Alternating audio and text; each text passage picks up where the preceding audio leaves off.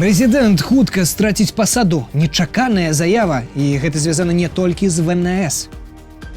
Чаму так азвярэў, ашалеў сабака? Што на яго паўплывала? Дмітрія Гамзіна. Прэзідэнт патрапіў у шпіталь. Што здарылася? Якія страхі ды фобіі апанавалі апошнім часам Лукашэнку? Ён баіцца ўсяго. Чаму ніхто з кіраўнікоў дзяржаваў не едзе ў Мінск? Чаго яны баяцца, мы маем адказ. Чаму вучоныя ніяк не зробяць робата, які б даіў каровы, і чаму дагэтуль няма беларускага электрамабіля? Паўстанне робатаў ды не толькі ў Беларусі. Магчымае, калі распавядзем, а таксама і іншыя падрабязнасці і інтрыгі ў лукашэнкаўскім асяроддзі. Тое, чаго не пакажуць ні на дзяржаўных тэлеканалах, ні ў іншых медыа. Абавязкова заставайцеся з намі. Прабел. Запаўняем прабелы пра Беларусь, ды ўсё самае важнае і цікавае, што з ёй звязана.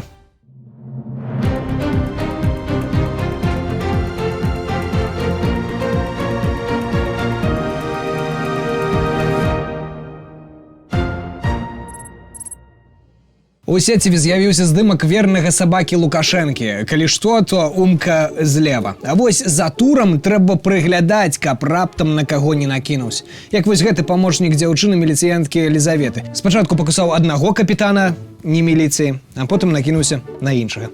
Дмитрия Гамзина и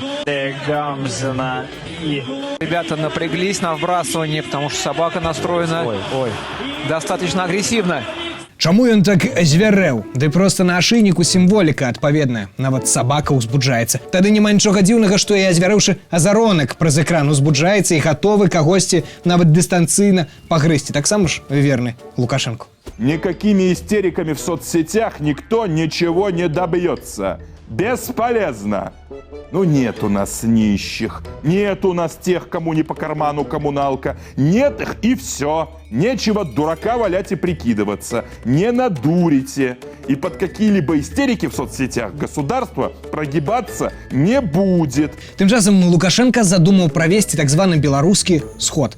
Пераносіў, але далей няма куды, канец года на носе. А ўсё таму, што Лукашэнку страшна. Уявіце, што сярод 1200 сабраных дармаедаў дэлегатаў нехта ляпне на ўсю краіну, на ўвесь свет не дыфірамбы правадыру раптам, а штосьці, што будзе не вельмі прыгожа глядзецца ў жывым эфіры. Ну, напрыклад, запатрабуе новых выбараў. Надо понимать, что это огромное количество людей, это съезд. Не прэзідэнта, не, а старшыні гэтага самага усебеларускага народнага сходу. Ну, дэпутаты ж народныя, яны і павінны абіраць народна. Лукашенко ўпершыню сабраў ВНС яшчэ ў 96-м, калі мяне нават на свеце не было. Але ўжо тады было бачна, што добром гэта не скончыцца.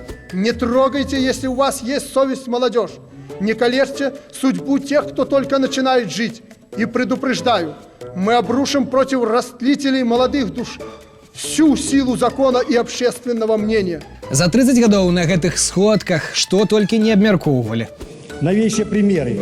Накануне мы ввели в строй новую современную ферму трансгенных животных для получения лактоферина. Лактоферин, дарэчы, умацоўвае імунітэт, кажуць. Яго даследаваў малодшы сын Лукашэнкі Мікалай, каб бацьку са здароўем дапамагчы. А правяраць гэтае даследаванне ў космас адпраўлялі турыстку Марыю Васілеўскую, ці цяпер ужо Навіцкую. Не сутнасць. Галоўнае, што на ВНС можа здарыцца рознае. Самое опасное для нас, люди это подметили, особенно специалисты, если Всебелорусское народное собрание, не сегодня, конечно, потом с другим президентом начнут конфликтовать. Это беда. Не, Александр Ігорыч, бяда будзе, калі падчас шматгадзінных паседжанняў известный персонаж, как я уже говорил, Владимира Маяковского, призаседавшийся. 1200 чалавек пабачыце на ўласныя вочы ваш сапраўдны стан. А яшчэ, калі проста вашае здароўе не вытрымае. Тады ўжо ніякі ні прэпарат ці апарат дзяржаўны таксама не дапаможа. Ну, а небольшой аппарат Всебелорусского народного собрания, который у нас существует, но он тоже подвержен увеличению, уменьшению. Якія ж фобіі апанавалі Лукашэнку апошнім часам асабліва? Чаго так баіцца дыктатара, якога самі чыноўнікі баяцца, як агню? Ці ўжо не баяцца? У гэтым разбіраўся наш спецыяльны адмысловы карэспандэнт Дмітрий Танкович. Привітання! Александра Егоровича Лукашенки «Новая фобия». Самое опасное для нас, люди это подметили, особенно специалисты, если Всебелорусское народное собрание, не сегодня, конечно, потом с другим президентом начнут конфликтовать. Это беда.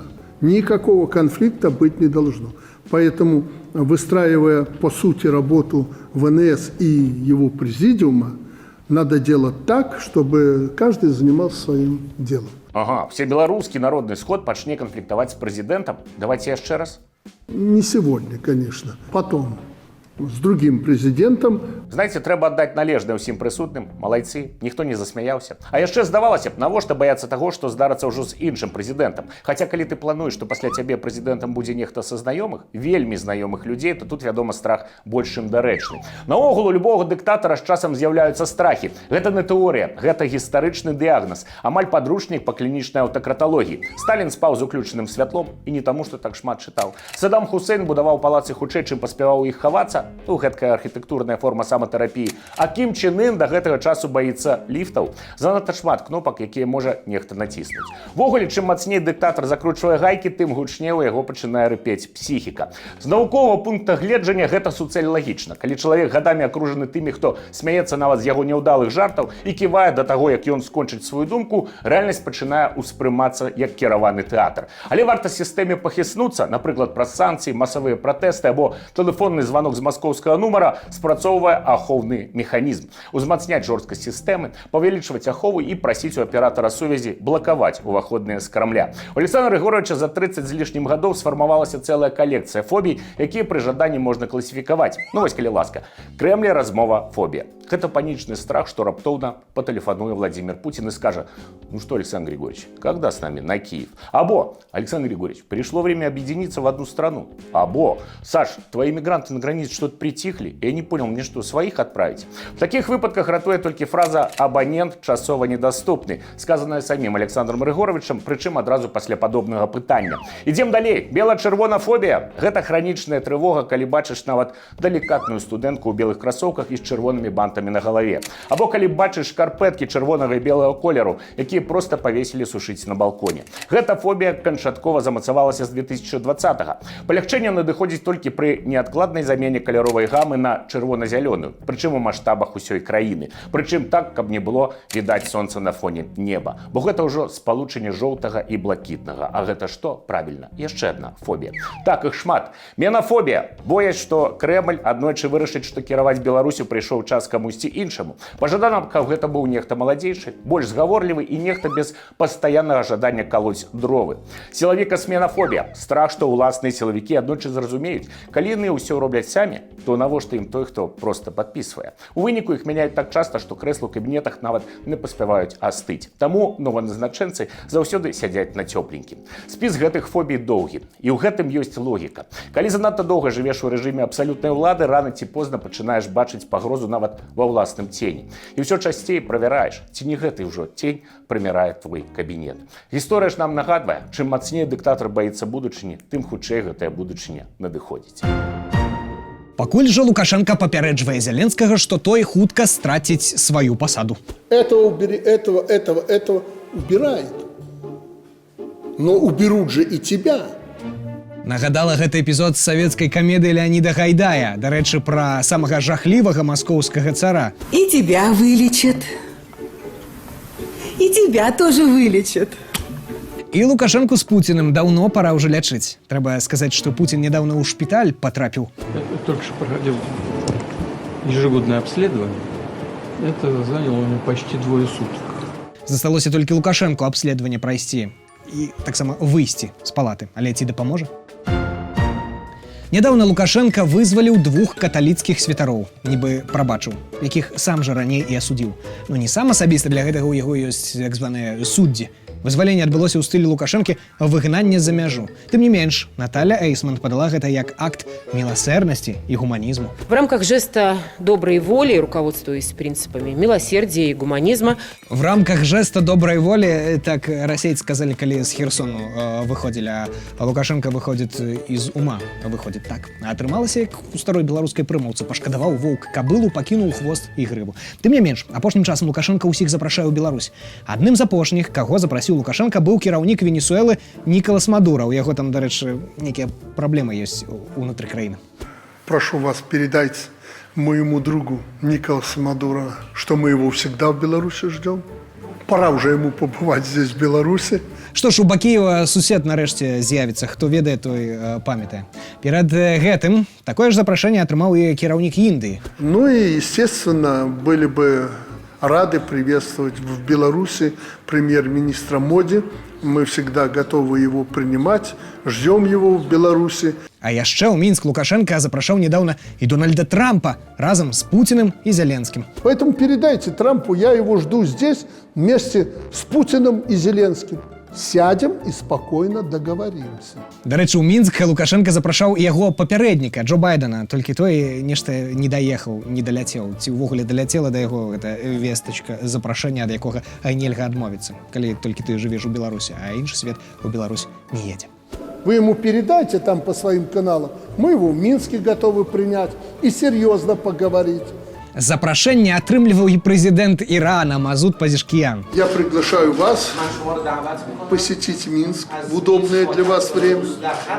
Буду рад там вас встретить и обсудить вопросы наших перспектив. І яго бліжэйшы сусед, кіраўнік Азербайджана. Я приглашаю вас в Беларусь. Приеду в ноябре к вам, обсудим, ну и вы уже должны побывать в Беларуси. Але чамусьці ніхто не едзе ў Мінск. Крыўдна. Так что вернулся с встречи, к сожалению, никто не пришел.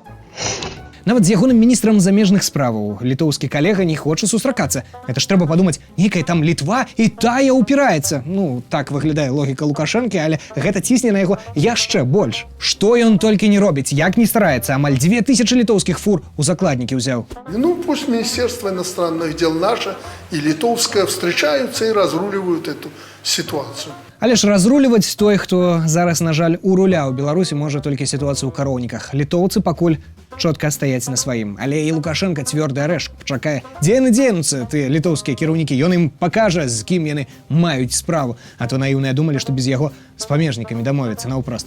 У Літве ж думаюць, што кантрабандныя шары Лукашенко кантралюе, дык чаму ж тады памежнікі ў яго самастойныя? Але ж быў час, калі літоўскія лідары сустракаліся з Лукашэнкам і нават пагадненні падпісвалі. Даўно гэта было. Тады і сімволіка была іншая. І Лукашенко быў яшчэ легітымным кіраўніком. Архіўныя кадры. Дарэчы, запрашэнне ад Лукашэнкі, якога некаторыя называюць бацькам, атрымліваў нават папа у першы ж дзень свайго пантыфікату. Буду очень рад видеть вас на нашей гостеприимной земле, где христианство издавна является важным элементом общественной жизни и культуры белорусов.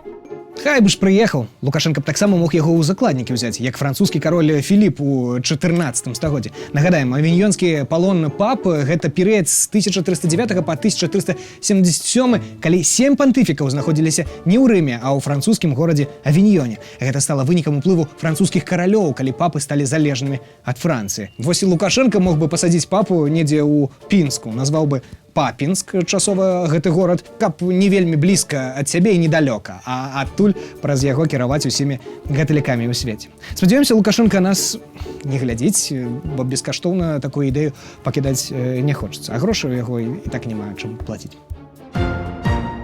З Лукашэнкі бяруць прыклад не толькі ягоныя чыноўнікі, але нават касманаўты. Вось расійскі касманаўт Олег Навіцкі, беларус, дарэчы, развёўся са сваёй жонкай Юліяй, з якой пражыў амаль 30 гадоў, і ажаніўся з беларускай камічнай, прабачце, касмічнай турысткай Марынай Васілеўскай. Што ж, яму лягчэй было адмовіцца ад 30-гадовай сувязі, чым ад сувязі з 30-гадовай. Першую жонку Олег Навіцкі быў, выгнаўшы зімой на вуліцу, забіраў яе малую дачку, ўсё ў духу лукашэнкаўскіх патрыятычных каштоўнасцяў.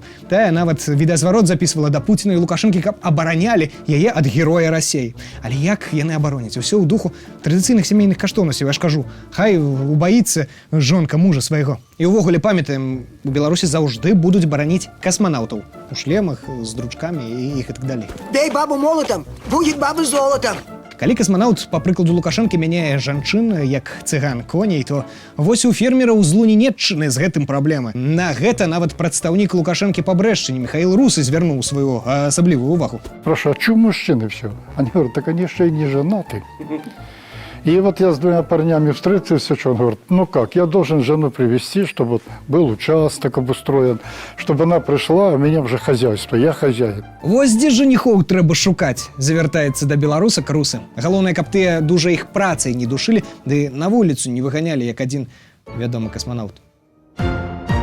Не хочуць зараз дзяўчаты кароваў даіць. Так хутка і даярак не будзе. Лукашенко гэтым ужо пераймаецца і на нядаўняй нарадзе з вучонымі, якія перад нарадай былі учёнымі, а сталі учонымі. Ну, вось ён паставіў перад імі гэтае пытанне рубам. Умри, но сделай робот. Але ідэя ўсё роўна мёртвая. І чыноўнік не памёр, і робота дагэтуль няма. И где они? Или вы, может быть, робот изобрели для доения коров? Самый современный, самый лучший в мире. Вы его изобрели?